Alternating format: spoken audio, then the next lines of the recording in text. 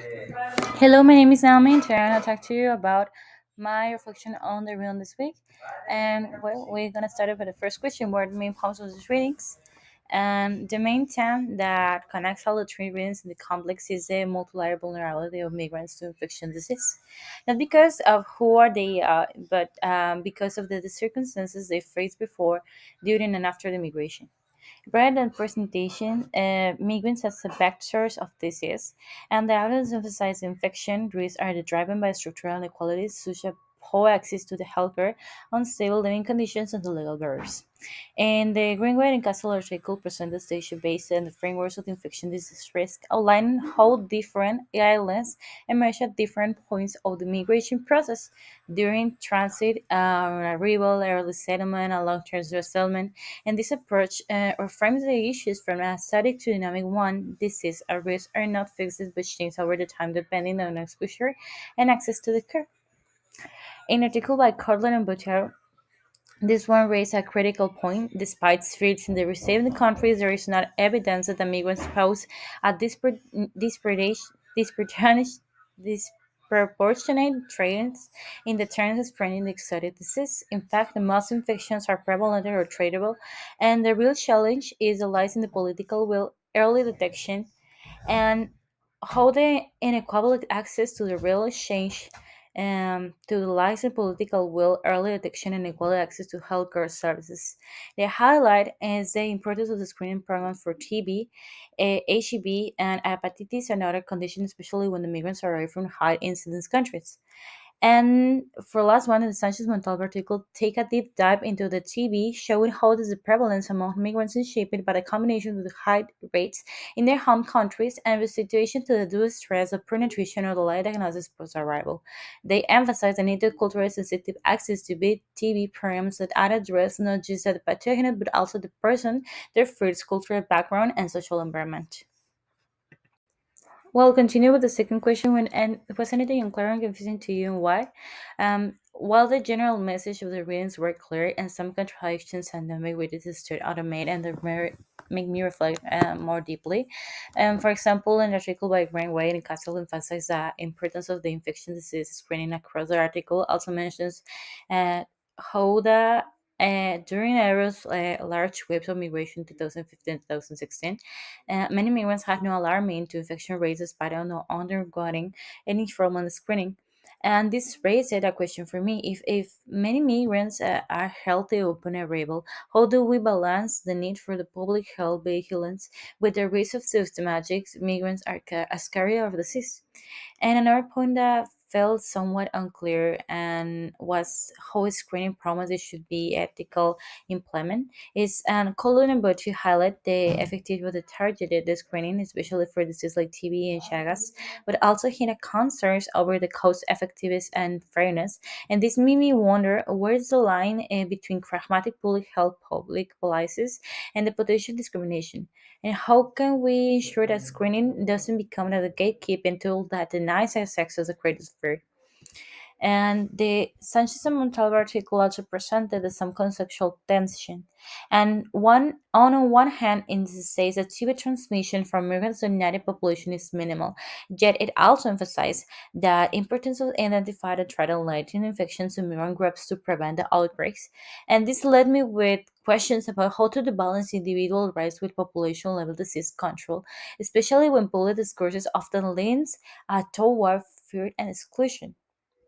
And so while these readings were this rich information that led me reflecting on how to implement these ideas is the ways that are both effective and ethical sound and make us a better question as the future clinicals and policy makers. Okay, continue with the third question. What was new to you in the shape how you think about but all your personal things? And one of the most impactful news insights I gained from these readings was how much the stakes of migration merits understanding the health risks faced by migrants, particularly concerning infection disease. And I have always considered that migration-related health risks in a more static way, assuming that migrants were eating healthy or unhealthy upon arrival, depending largely on the country of origin. But the Greenville The Greenway and Castellar article completely transformed the view, showing how the routes are dynamic and very dependent of the whether the migrants is the transit arriving, and you'll settle or the returning to the visit to their home country. For instance, I learned that migrants are often more vulnerable to certain infections after their habits resolved, and not just because of exposure during the travel, but because the poor living conditions in the host countries allow access to healthcare on trade laden infection like TB. Um, I was particularly surprised to read how the condition like shares or disease of the tuberculosis can go unassessed and for years, and then reactivity, especially in migrants that face socioeconomic stressors that compromise their immune systems. And this changed my perception entirely because these infection diseases are not just biological phenomenon, but are deeply social and political and actually emotional and stress is a factor.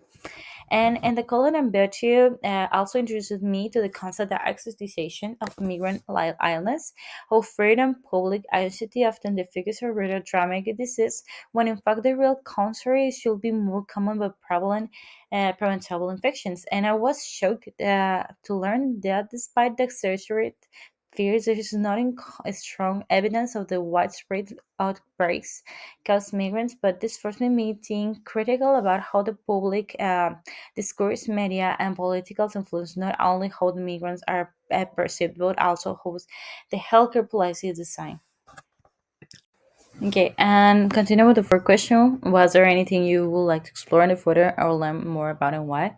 Absolutely. Reading this article raised my many important questions that I would like to explore in the further, in particular around how to design effective and ethical public health interventions for migrant populations.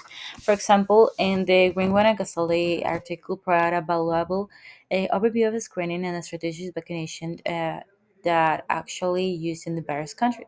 However, I wonder how can these interventions be adapted in to contexts where resources are limited and where political resistance to migrant health access is strong? And how do we ensure these programs don't become tools of surveillance or exclusions? One area I'm very interested in exploring the integration of community-based approaches in infectious disease, screening and prevention, and how to we build trust with migrants community that may fear disturb the formal institutions and cold community health workers from within migrants groups help bridge this gap. The idea of empowering the migrants to become the healthcare advocates within their own communities really appeals to me, not just a future doctor, but as someone who believes in the high quality services. And another issue I like to understand more deeply is the ethical tension between the public health and immigration control, and actually often delay care to the fruit of the legal repercussions that raises this important question. Should healthcare service be completely disconnected to the from immigration enforcement? And if so, how can this be forces in the practice? And how do we design systems that both protect public health and safeguard the individual rights? And technology is another frontier I'm curious about. I'm really, really curious about this one. And how with digital health tools becoming more common and that's mobile apps, health track treatment adherence, for example, for TB or for whatever this is a chronic derivative. And cool artificial intelligence or AI help train high risk patients during early migrant stage, and these innovations could be transformative. And but only one use ethical with input from the very communities that are meant to serve. Ultimately, I want to learn more about how the public health systems can be remanaged, not just to the trade of the migrants, but to include them, respecting their autonomy, protecting their rights, and recognizing their drivers' needs and aspirations. And continue for the last one question. Give a list of one specific example or an aspect experience in your personal or professional life that relate to the main topic. Well, during my early clinic rotations, I worked in a family health center. That's a tiny clinic that served a large number of undocumented and recently arrived migrants. And I remember a clinic case involving a young woman from South America who came in the with a persistent fever, night sweats, and a worsening cough, and she was hesitant to speak, and the first word about it was the question with my ask. After the building some trust, she revealed that she had been experiencing these symptoms for over the 3 months, but had avoided the seeking help of cardio undocumented status might result in deportation, that actually for me is completely awesome and unbelievable because I mean, we live in Mexico, and this woman is, I I remember, I think that she's Brazilian, and it's because I guess she's speaking in Portuguese. And yeah, when we ran the test, said she was diagnosed with active tuberculosis, and it's not just a medical emergency. It's I was waiting until all the systemic follows she has in Carter, and she was living in this overcooked shelter, sharing space with a lot of person and don't have access to primary care provider, like she's no citizen. And her case reflects exactly what articles with Sanchez Montalva and Greenway describe: a situation where the social marginalization directly led to the late diagnosis and increase of the transmission and risk. And what was remarkable, however, was her care improv, and when we implemented a patient-centered approach. And this experience me taught me that clinical care cannot be separate from the social context. We can treat TB or any infection disease without addressing the housing, documentation, mental health, and trust. And it's just about antibiotics, it's about the safety, respect, and the inclusion of the patients.